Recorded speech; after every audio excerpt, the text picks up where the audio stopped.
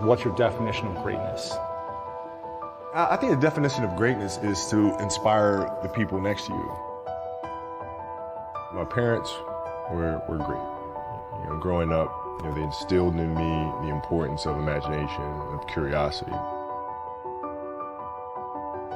And understanding that, okay, if you want to accomplish something, I'm not just going to sit here and say, yes, you can do whatever you want.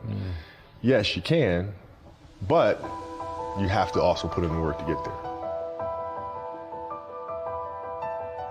You grow up as a kid thinking that all things are possible if you put in the work to do it. And you grow up having that fundamental belief. My father was really influential at a really critical time where I had a summer where I played basketball when I was like 10 or 11 years old. And here I come playing and I don't score 1 point the entire summer. I scored not a free throw, nothing, not a lucky shot, not a breakaway layup, 0 points. And I remember crying about it, being upset about it. And my father just gave me a hug and said, listen, whether you score 0 or score 60, I'm gonna love you no matter. That is the most important thing that you can say to a child. That gives me all the confidence in the world to fail. But to hell with that, I'm scoring 60. From there, I just went to work. And I stayed with it. I kept practicing. So it's a simple thing of math. If you want to be a great player, if you play every single day, 2-3 hours, every single day, over the course of a year, how much better are you getting? If you're obsessively training 2-3 hours every single day, over a year, over 2 years, you make quantum leaps. Show up every single day, do the work. They're looking at me as if, okay, this kid's soft, right? He's from the suburbs of Philadelphia. They felt like they could try to be physical or try to intimidate me and do all this other stuff, which they couldn't. Now I'm saying, okay, well, you're trying to attack me. How am I going to attack you? One of the things I would do is, while everybody would be at the cafeteria, eating and doing this other stuff, I just go back to the gym. Yeah, I may be from the suburbs, but you're not going to outwork me.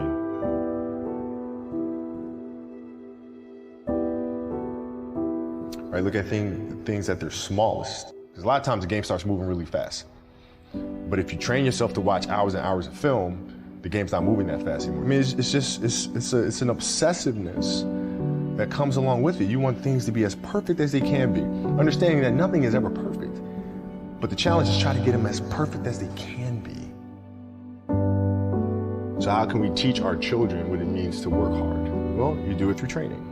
Right? So when I get up in the morning, my daughter goes with me. 4 a.m., my 15-year-old goes with me. It becomes a daddy-daughter thing. Through that process, she understands the value of hard work. So it's through those behaviors is where I find the motivation to do it. Well, what does losing feel like to you? It's exciting because it means you have different ways to get better. There's certain things that you can figure out that you can take advantage of, right? Certain weaknesses that were exposed. There are answers there, if you just look at them. It's a constant process. It's exciting when you win, it's exciting when you lose, because the process should be exactly the same. The hardest thing is to face that stuff. I think it's the fear of starting anew. Play for 20 years. I played for 20 years. You reach a certain level. You're like, okay, wait a minute. I have to start again at the base of a mountain and try to climb the top of this mountain. First of all, what mountain am I climbing? I don't even know, like, what the hell am I going to be doing? The thing that helped me actually was hurting my Achilles, because that forced me to sit there and say, okay, the day could be today that your career is over. From one of my English teachers at Lower Merion named Mr. Fisk. He had a great quote that said, rest at the end, not in the middle.